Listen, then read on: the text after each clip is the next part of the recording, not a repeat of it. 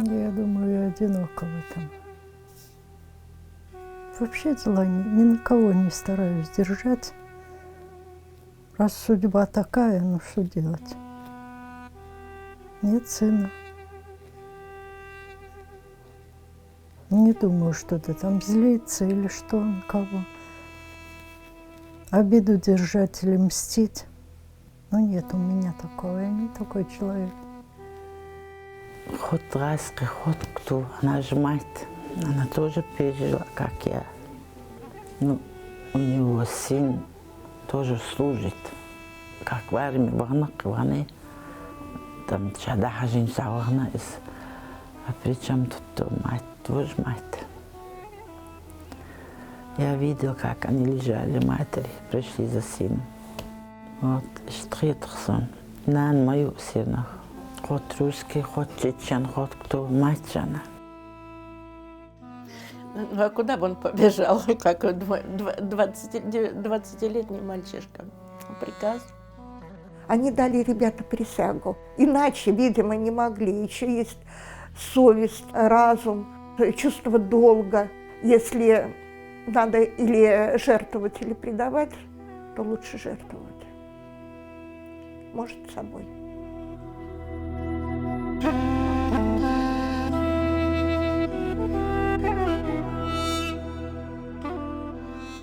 К войне не привыкают. К насилию не привыкают. Я не знаю, вынесло бы у меня сердце или оно разорвалось. Потому что уже в жизни столько пережить всего, она не вынесла бы. Это надо быть политиком, чтобы понять. Но сейчас, видите, как красиво живем. И тогда нам что мешало? Я босиком за ним бежала, просила: «Алсбек, не иди, прошу Что тебя». я буду дома сидеть, все ушли. Он просто исчез у меня со словами: «Пожалуйста, разреши мне, мама». На мечети они сели на машину, Табахар. И на второй день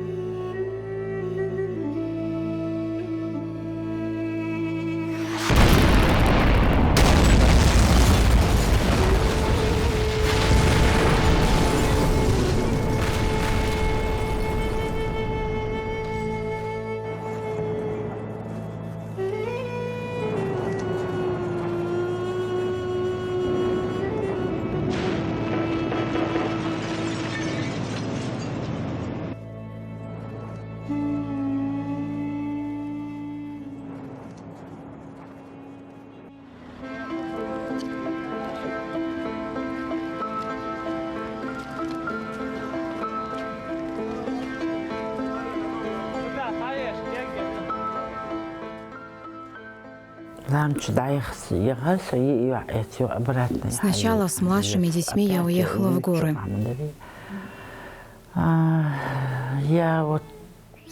Очень сильно беспокоилась за Алсбека, поэтому вернулась обратно. Задней дороги Сирноводская. Ночь штурма мы поехали в село Сирноводское по объездной дороге. Там курорт. Там нам дали комнату. И вот оттуда мы наблюдали, как горит вся республика.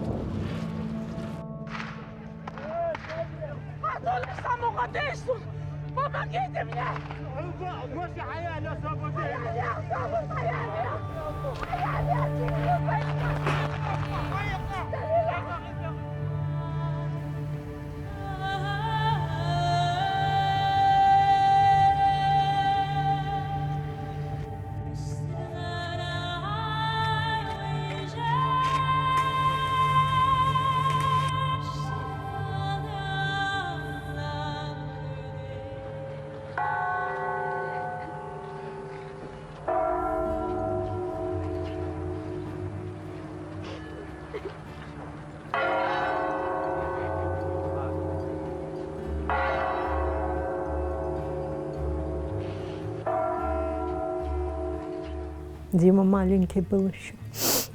Ну, сколько, 10 лет ему. Охранить поехали в церковь туда, в церковном соборе. Где не проехать, народу весь город, все на улице.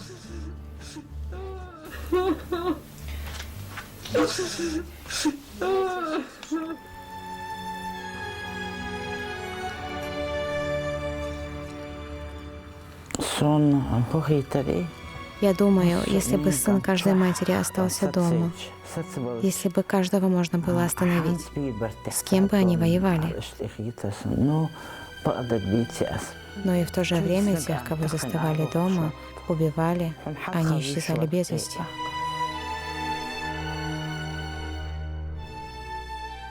Никого не слушал, ни отца, ни это. Ну, вообще...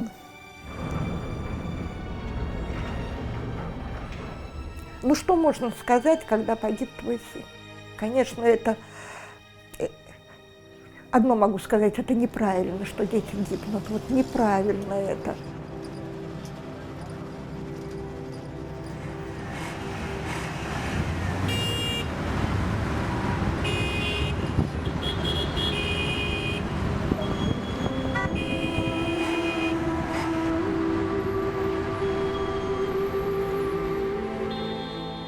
Раньше же жили все народы, дружно жили. И чеченцы, и русские, и все во время Отечественной войны все же воевали вместе.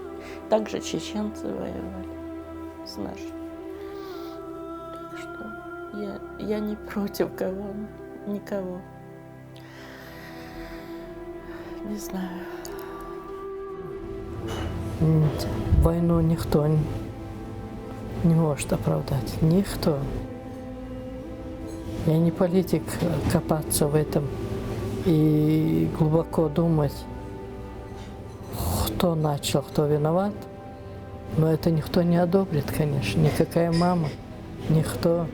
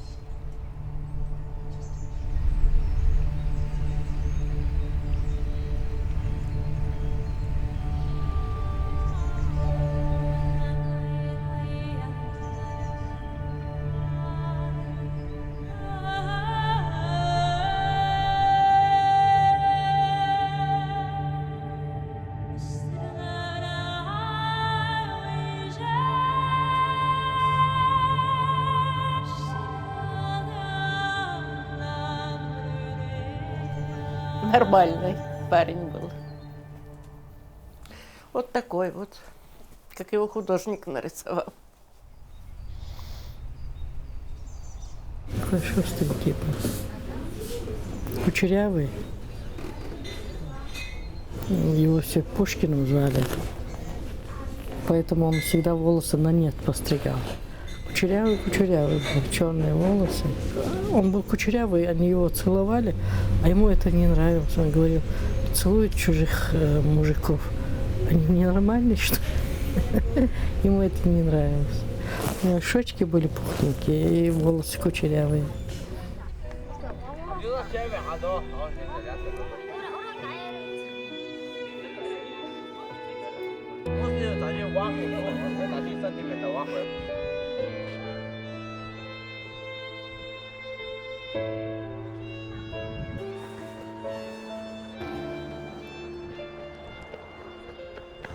Диквар, чего диквар? Хорошим был, воспитанным и очень красивым, стройным, высоким. Ты ему одевай такой красный что-нибудь, сгладить и два конца. Слишком штугавали. У него была белая кожа и кучерявые волосы чернее ночи. Стройный ушазвар. Лекар. Кайвар. Очень красивым был.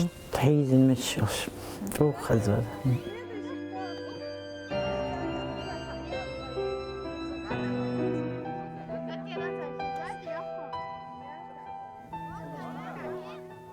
Ой, как я его любила. Он был первый. Это, конечно, его никому не пожелаешь, как я его рожала, как на свет появился. Никому. 3 дня мучилась. Я его груди кормила. Год и 2 месяца кормила. Вот. Но он до того был настолько спокойный, маленький. Он никогда не плакал, ничего. Даже родился, он не заплакал. Я уже от боли не могу спросить у врачей, почему он не плачет. Он живой, кряхтит. Ну, кряхтит, значит, хорошо. Жив. Он попросил у папы берет. В день ВДВ выбежал на улицу, где-то с мальчишками бегали. Я не знаю, но он не сказал, где, но где-то потерял, пришел без берета. Вот. Очень расстроенный, и тогда он такое произнес, что папа, вот, это я виноват, моя беда, моя потеря, я тебе его обязательно верну, когда вырасту. Он мог машину разобрать по винтикам и все собрать. С малых лет у него был мотоцикл, он там все лето, все летние каникулы он проводил в деревне у бабушки, вот где мы сейчас и живем.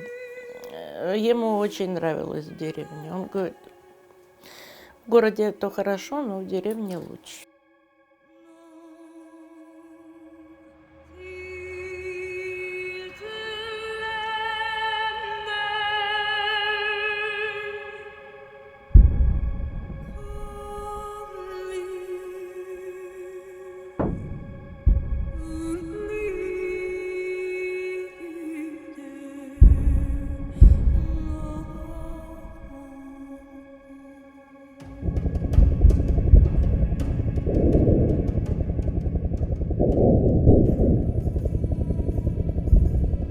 Но не будет страны, которая разваливает свою историю.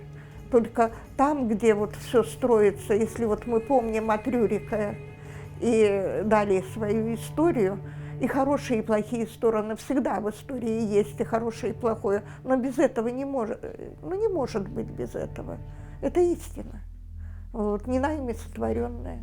Вот. Но мы должны помнить и хорошее, и плохое, и доносить это поколениям дальше, дальше и дальше.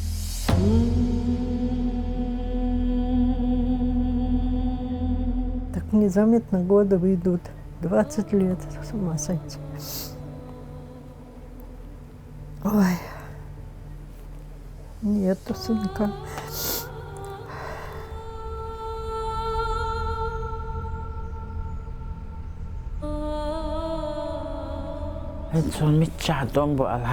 Если я сейчас услышу, что где-то идет война, у меня сердце разрывается. Я в своих молитвах слезно прошу Всевышнего, чтобы Он помог тем, кто на войне, будь они чеченцы, русские или ингуши. Мне их очень жаль. Никогда не различала людей по национальности. Никогда.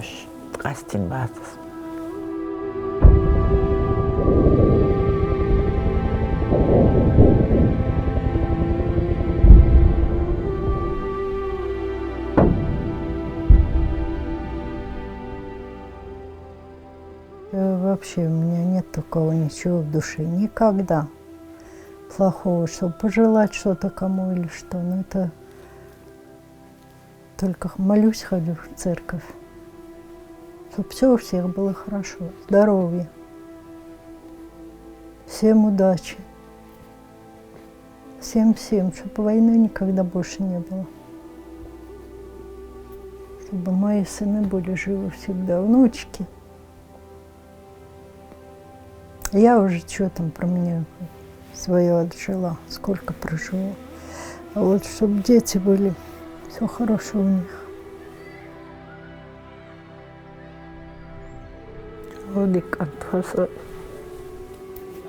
Наверное, Всевышний забрал его, потому что он был у меня очень хорошим. Что поделаешь, у многих матерей сыновья погибли. Без вести пропавшие есть. Дай Бог им сил и терпения, и отцам, и матерям. Плакать непристойно, я понимаю. И все же не могу сдержать слез, когда о них говорю.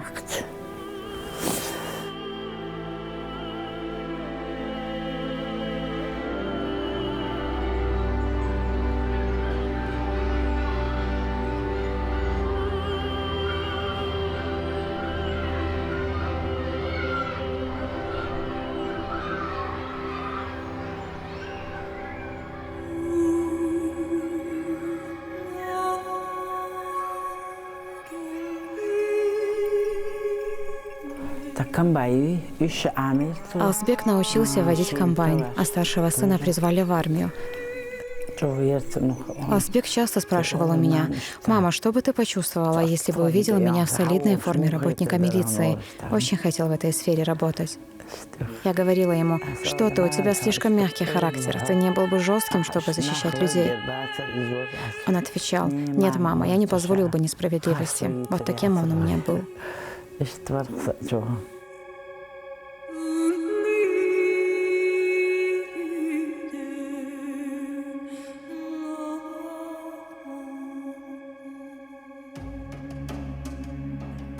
Со мной выдвигается рядовой Хаматов и гвардия ефрейтор Лебедев. А это? Предохранитель, что делать? Да, всем завидите. Ему нравилось очень вот это вот все военное такое. Он в армии отслужил. Это, говорит: «Мам, хочу остаться». Остался. Сколько-то там он служил, я уже не помню. Вот в Югославию уехал, там пробыл. 1,5 года он, что ли, там. Присылал все время оттуда фотографии.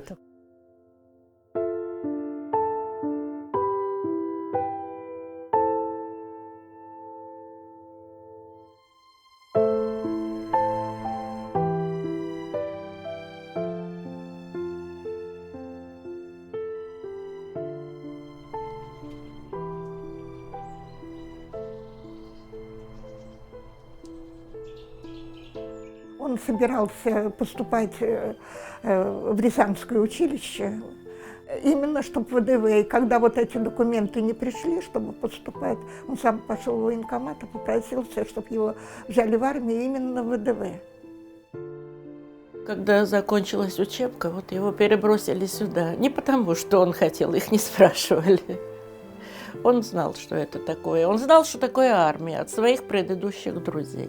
Но выхода не было.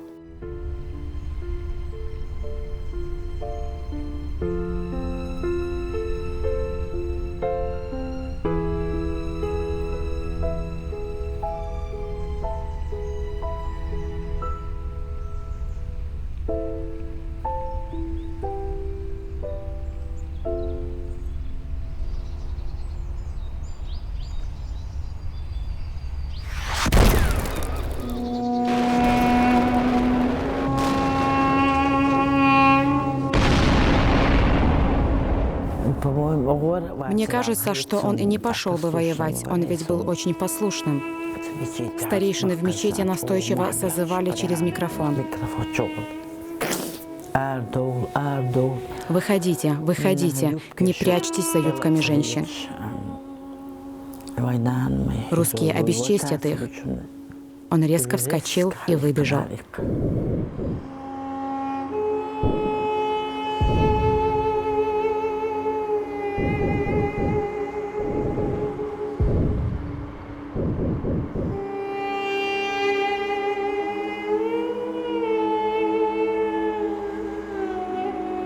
Любил больше рыбалку, технику. Он не интересовался ни охотой, ни такими, ничем. Чтобы это вот даже родственники говорят: Господи, мы всегда на охоту. Он говорит: Миша, не, он даже к ружью там не подходил. А там пришлось вот им.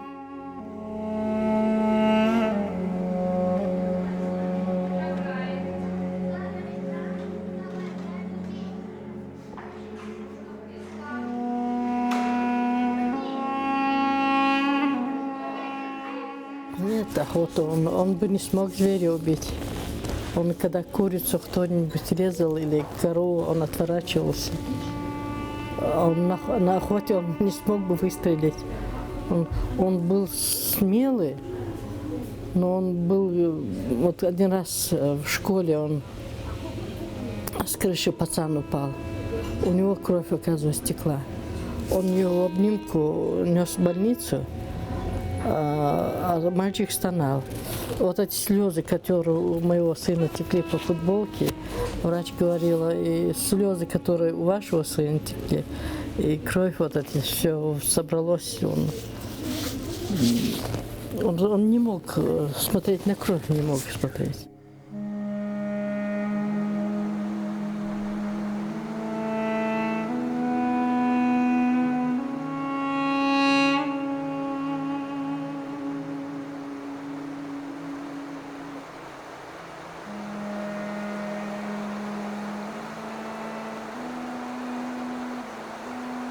Нам принесли письмо в тот день, когда они улетали. Мы уже не успевали туда уехать. Вот. Он очень ждал, хотел, просил, чтобы мы приехали. 4 февраля уже их отправили в Чечню. Он прислал письмо, что меня отправляют. Никуда не ходи, никого не проси. Меня отправляют.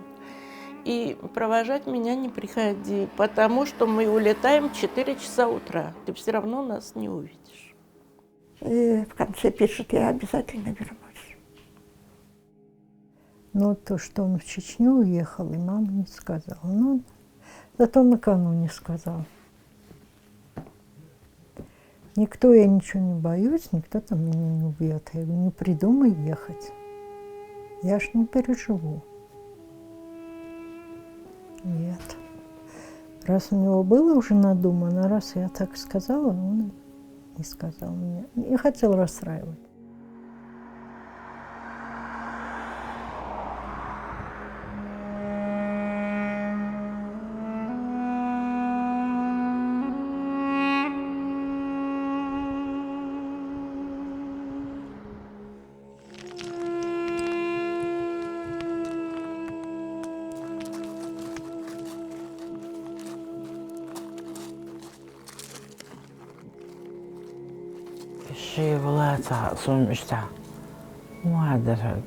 Я до сих пор не могу понять, почему чеченские парни вышли на войну. Вот мой сын, он долго не решался, но в один момент он сказал, что больше не может сидеть дома. Он резко встал и ушел. Я не смогла его остановить.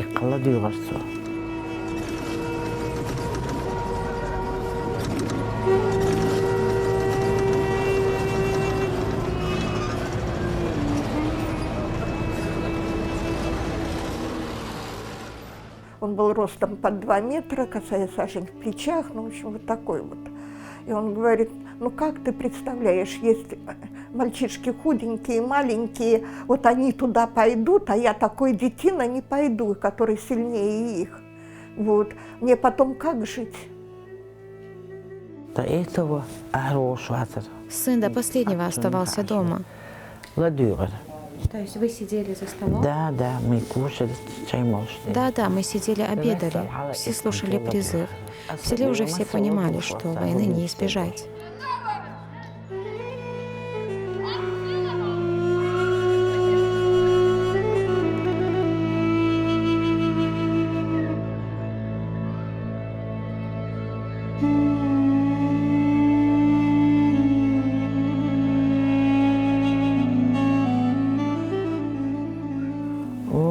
выходи, по юбке Адол, на мой бабер был туда-сюда, короче, да. Мы сидели за столом и просто обедали. Обсуждали эти призывы выходить на войну.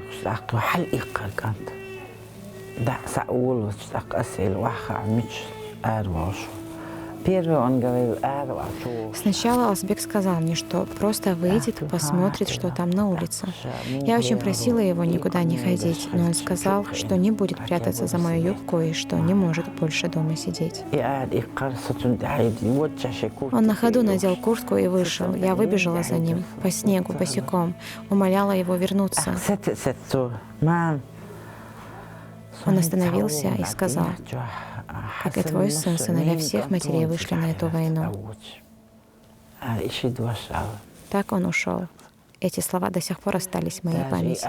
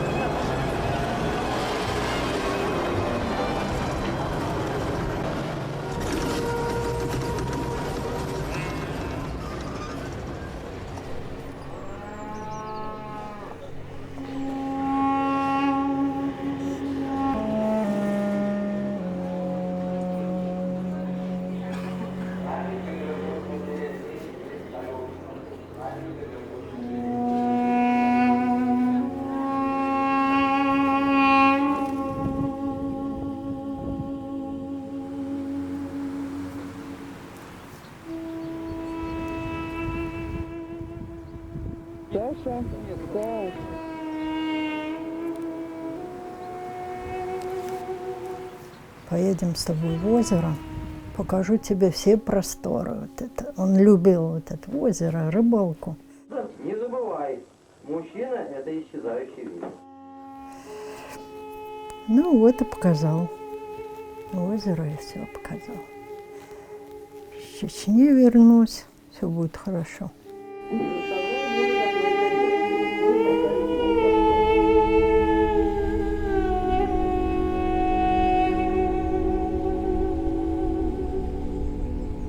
Мам, приедем, сыграем свадьбу со Светой.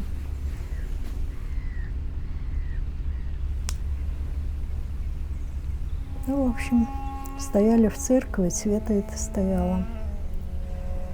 Мама ее, Татьяна, я ее хорошо знаю, тоже вместе с ним. И Света, она такая молодая, тоже меня все за руку держала. А гроб-то там какой цинковый, такое окошечко. Все в таких гробах стояли, 6 гробов, по-моему. И вот заглянем в эту. Опять в обморок меня это, ну, состояние такое уже, все, нет сил никаких. 5 часов отстоят в церкви, 5 часов.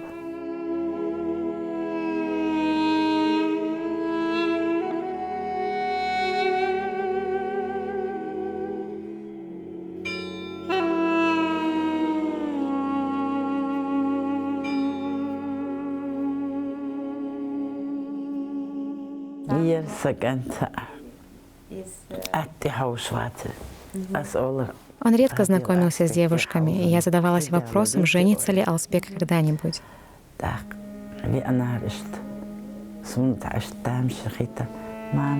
Я даже удивилась, когда он пришел и сказал, что наконец нашел девушку. Мы сели на мотоцикл и поехали в соседнее село знакомиться с ней. Они были очень друг на друга похожи. Можно было сказать, что они близнецы.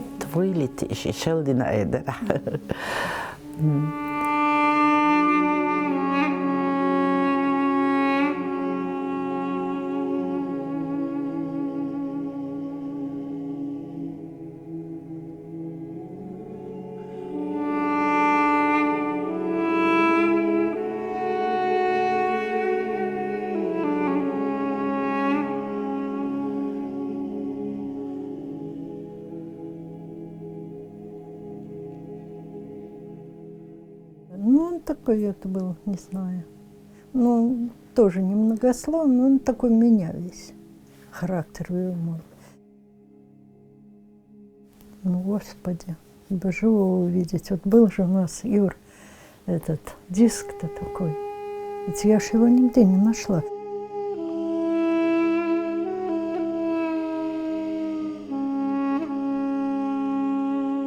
Но я ж не могу это, когда его нет, и вот так смотреть.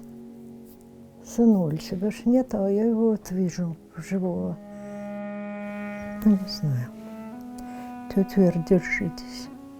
Она только так говорила, держитесь. И вот, по-моему, не знаю, она не замужем она. Хорошая такая.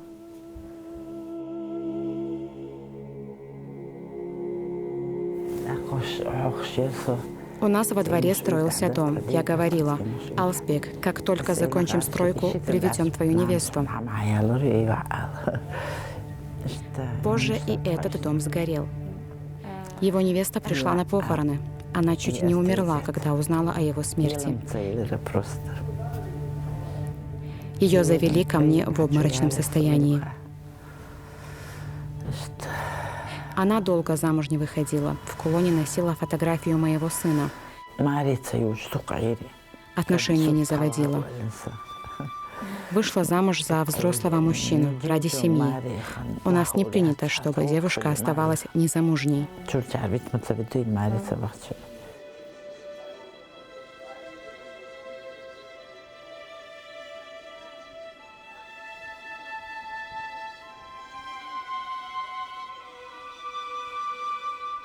Хотел жениться. Свадьбу эту отложили. Как-то он разорвал, по-моему, с этой девочкой. Говорит, я на другую глаз положил. Она замуж, по-моему, вышла. Не знаю, что-то они рассорились. А этой девушке мечтала. Так, знаешь, какая хорошая, я тоже мечтаю на 7-м небе, думаю.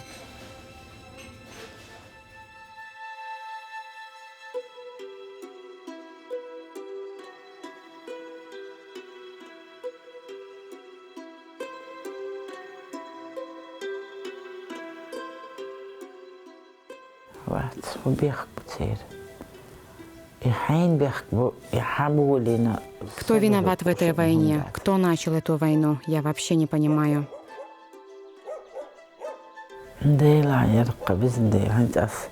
Когда только узнала, что началась война, я подумала о своих 9 детях. Неужели их убьют?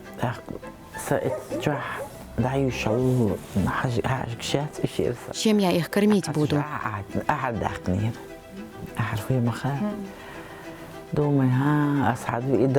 У меня была кукурузная мука, вот ею и кормила детей.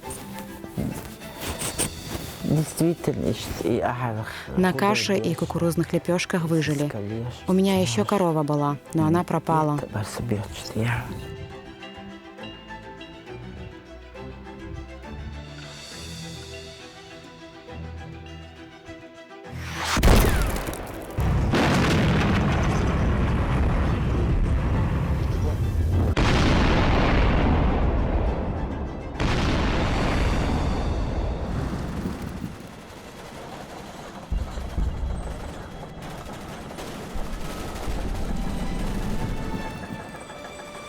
Он маленький был. Я помню в Первую войну, когда начали бомбить, он обнимал детей.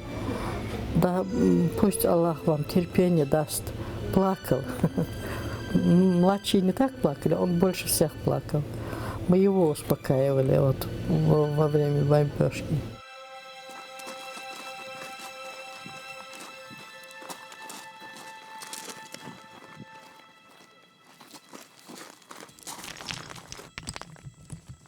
Наверное, у Саши у самого что-то, какое-то было предчувствие, но он ничего вот этого вот не высказывал. Ему, когда исполнилось 19 лет, Я приехала его поздравить, и мы с ним пошли. Я говорю, ну пойдем хоть там вот это солдатское кафе, там что-нибудь тебе, то, что ты любишь, куплю, посидим.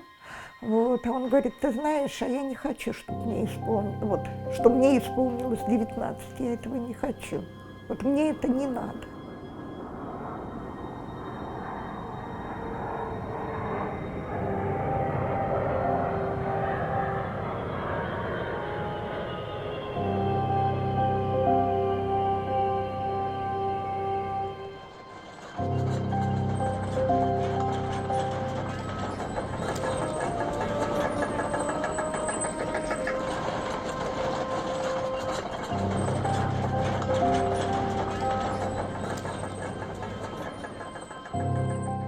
Комсомольск. Когда село разрушили, в Урус-Мартан переехали. Там одна семья была, сейчас эта бабушка умерла. Она одела, обула, накормила. 4 года нас не отпускала потом.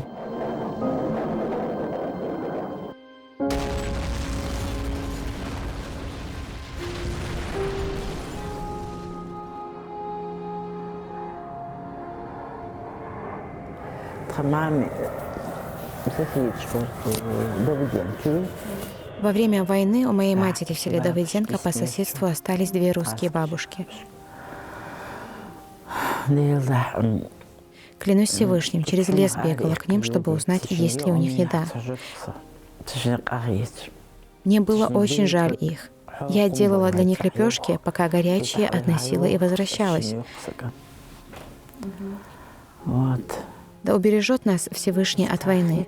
Пусть нигде в мире никогда не будет войны. Было бы хорошо, если бы все люди жили дружно.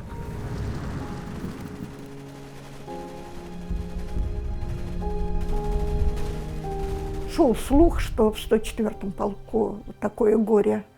Вот. Ну, вы знаете, как, наверное, каждой матери, я не думаю, что я что-то вот плохое сделала, но я там твердила, что мой сын не мог быть там. Да, он в Чечне, но он там не мог быть, он в 234-м полку, а не в 104-м. Я думаю, да, я так отмахнула эти мысли, думаю, да, ну, там же не только псковские были десантники, там же были и другие. Ну, так отмахнула. Ну.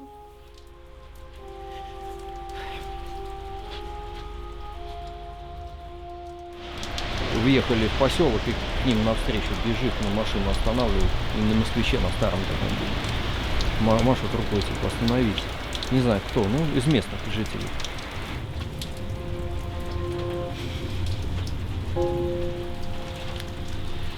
Ваш сын погиб. Позвонили. На рыбзавод кто-то позвонил, прямо на рыбзавод. Там контора, телефоны есть. Раньше ж не было мобильных. Надо кому-то позвонить из конторы.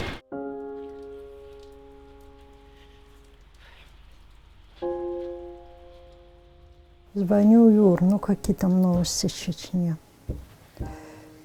Мам, Саша геройски погиб. Так. Так.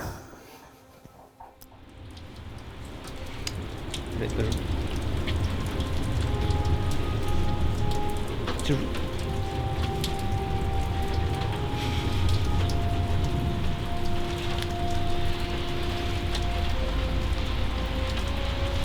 Сейчас.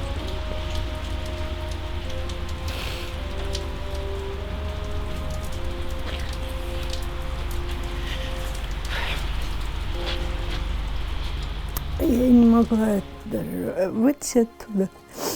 От этой Лариски звонилась. Кричу, иду отсюда, здесь рядом. Эх, тут все, что такое? Саши больше нет. Нет больше Саши. Я не спала неделю, наверное. Он подошел. Это Владислав. Я тебе сына привез.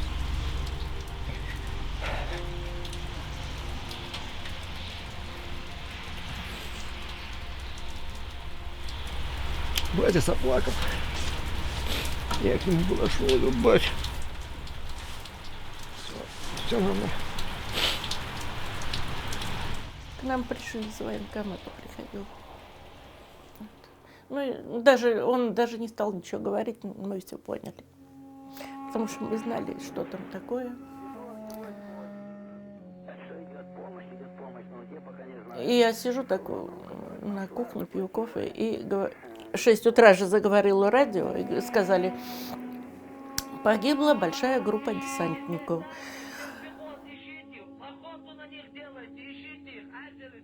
Эту весть принесли соседи. И у нас был телефон, мы позвонили на телефон, телефонограммой соседям. Это было 8 марта. И соседям пришлось приходить к нам и вот эту весть принести. Неофициально, ничего. Показали же по телевизору место боя. И, там, если там, значит, кто-то, у кого-то там письмо показали, у кого-то, может, девушка писала, сердце нарисовано. И вдруг на экране, у кого-то там ремень валяется, бушлаты. И вдруг на экране появляется его фотография с другом. Вот у нас есть это все.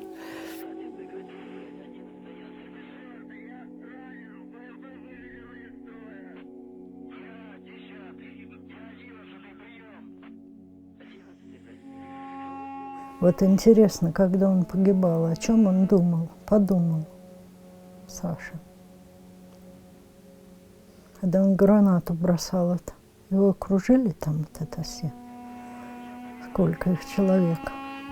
О чем он вспомнил, о ком? Чего он последние минуты? Думаю, откуда он, кто знает, как он. Вот это вот меня до сих пор. Как? Кто там видел, что или что это? Осталось их в живых там 6 человек, 6. Где там они? Кто прятался, где, не знаю. Откуда кто знает, кто как погиб?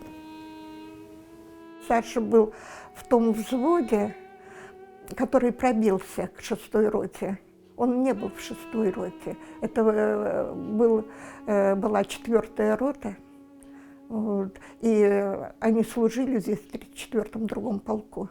И вот этот именно взвод оказался на высоте 878, наверное, самый ближний к 776, вот где был бой. И у них старшим офицером был Савалов, который служил в 104-м полку как раз, он, по-моему, даже и другом был Евтюхина.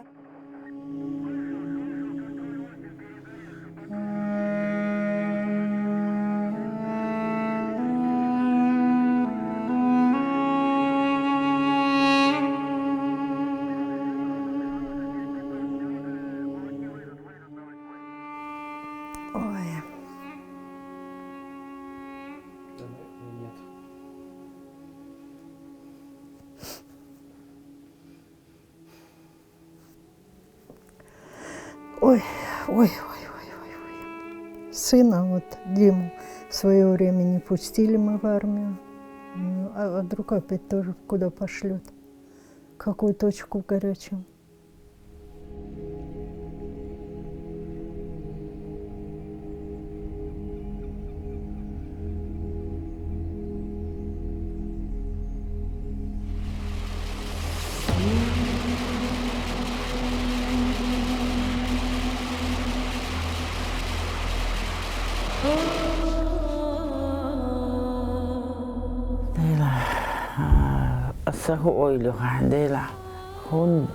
Я всегда задавалась вопросом, кому нужна эта война. Проливая столько слез матерей, сестер и жен. Неужели мы не могли жить в мире?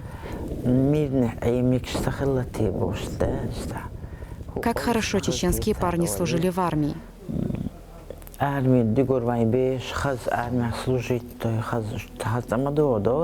Если бы не война, моего сына не убили бы. Сыновья всех матерей были бы живы. Русские матери не потеряли бы своих сыновей. Постоянно об этом думая, плачу.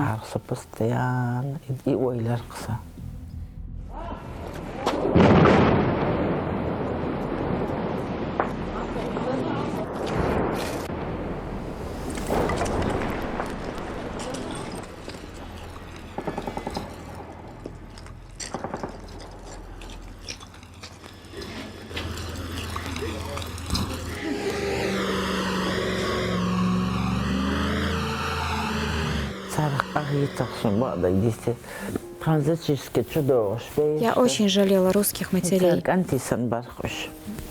Когда солдаты приходили во двор делать зачистки, я выходила к ним навстречу. Хоть и боялась, что убьют. Здравствуйте, ребята, Оля. Здравствуй, мамаша, Оля. Мы здоровались, я им давала пирожки, лепешки, молоко.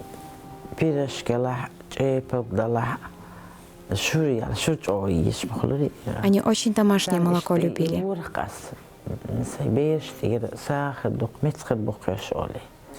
В чем они виноваты? Их тоже созвали.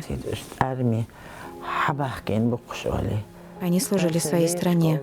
Это был их долг. Я даже детям говорила, что они не виноваты, что мы могли быть на их месте.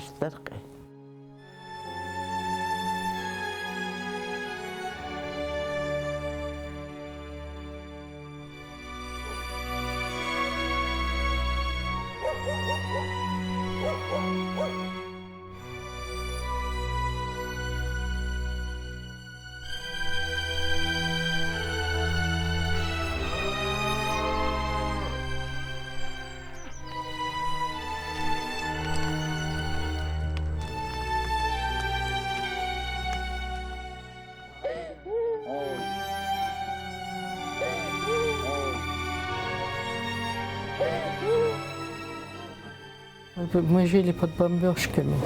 Они выжили. У нас не было ни одной царапины, ни капли крови.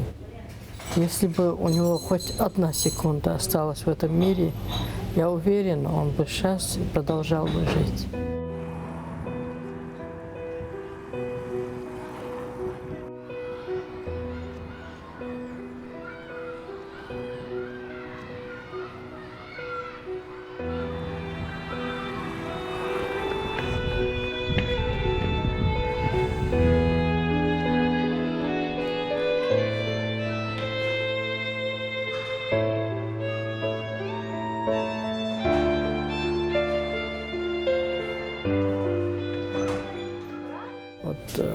Те 5 детей, я никогда не говорила им: молитесь, там, не бросайте по улицам бумаги, не воруйте, не курите, не пейте. Вот. Я никогда им это не говорила, потому что я знала, что есть другой человек, который донесет. Он до них это донесет.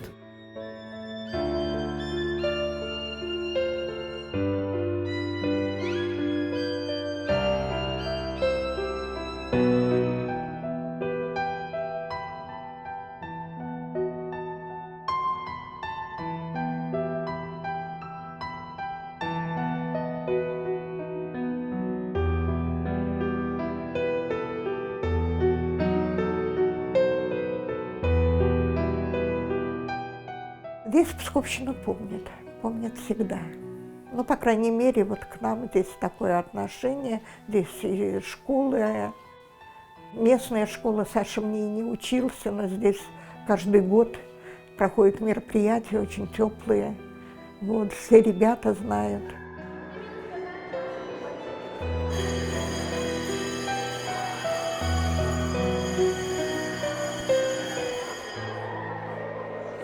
Дети проводили экскурсии, передавали друг другу, и вот эти они рассказывали про всю 6-ю роту, про Достовалова, обо всем было очень хорошо. Но когда учительница ушла, видимо, руководству школы это стало ненужным.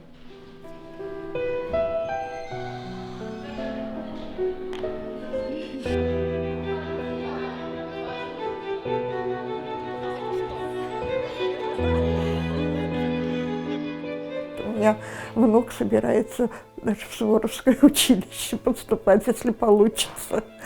Вот.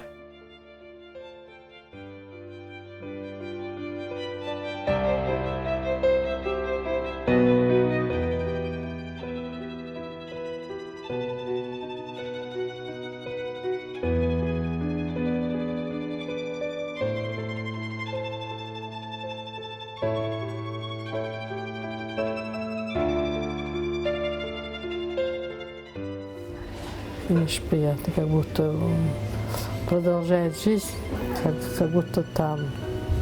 Даже когда вот в хаджи хожу, как будто он смотрит на меня. И все это мне дает. Хотя мне это сперва Аллах дает, потом Рамзан дает. И мне все равно материнскому сердцу приятно, что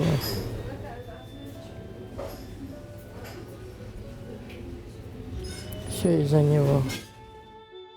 Мы уже пожилые, если не сказать, в нашем возрасте стареем, одним словом. Вот, остается молодежь. Если они не будут знать, все это уйдет на нет. А то, что до них доносят, они об этом знают, они об этом помнят. Вот это уже, для меня это, например, это очень важно. Как для матери.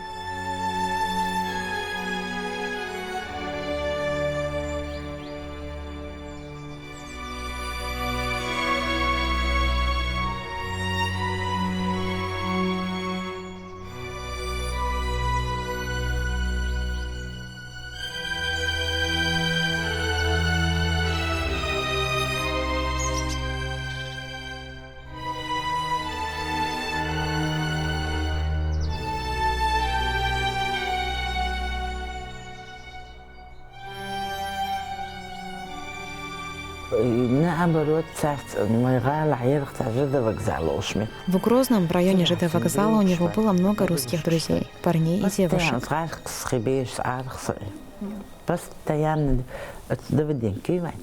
Он очень много времени с ними проводил. В селе Давыденко тоже проживало много русских. Он постоянно с ними дружил. Он не различал людей по национальностям. Да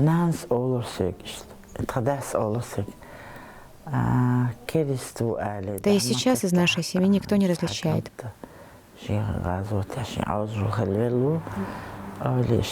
Мой отец всегда говорил: никогда не отталкивай русских или христиан. Смерть твоего сына — это его судьба. Мой сын убит на войне. Спасибо вам, что не забываете. Это нужно не мертвым, это нужно живым. Стих есть. Зачем эта слава мертвым? Для чего эта слава мертвым? Это надо не мертвым, это надо живым.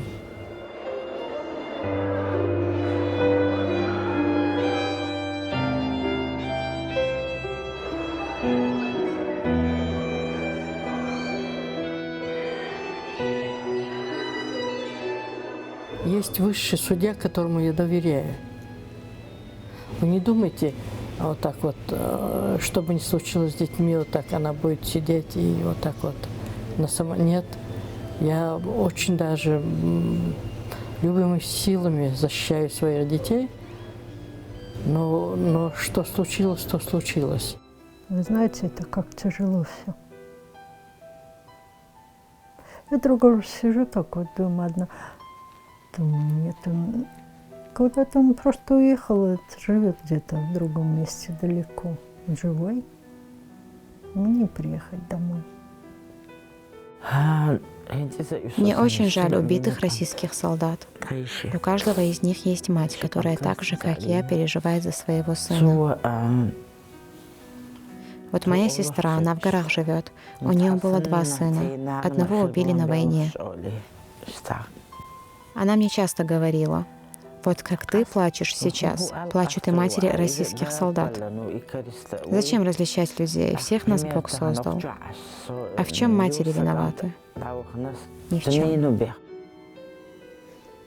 Отомстить или простить? Ой, я думаю, смотря как и что.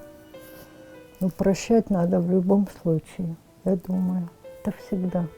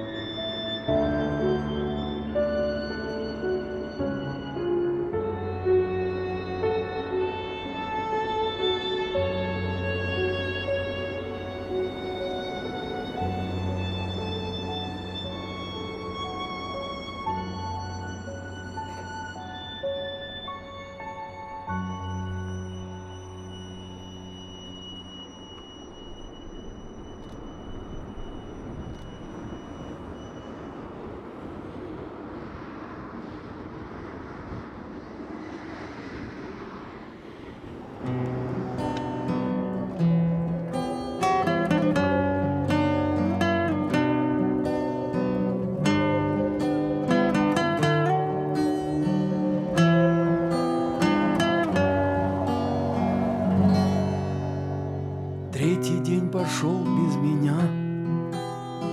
Я остался там, на войне. Пуля дура третьего дня молча поселилась во мне. Нес меня Серега к своим, дождь рекою лил ему вслед. Страшно помирать молодым в 19 с четвертью лет. Мама, этой ночью шел дождь, над землею тихо он плыл. Он тогда хотел мне помочь. Мама, этой ночью я жил. Проплывает тихо рассвет, и встает за лесом заря. Только вот меня уже нет. Третий день пошел без меня. Мы с Серегой думали там, что когда вернемся домой, долго будем спать по утрам и гулять всю ночь под луной. А когда рассеялся дым и забрежил тихо рассвет, и Серега стал вдруг седым в 19 с четвертью лет. Мама, этой ночью шел дождь, над землею тихо он плыл. Он тогда хотел мне помочь. Мама, этой ночью я жил. Проплывает тихо рассвет, и встает за лесом заря. Только вот меня уже нет. Третий день пошел без меня.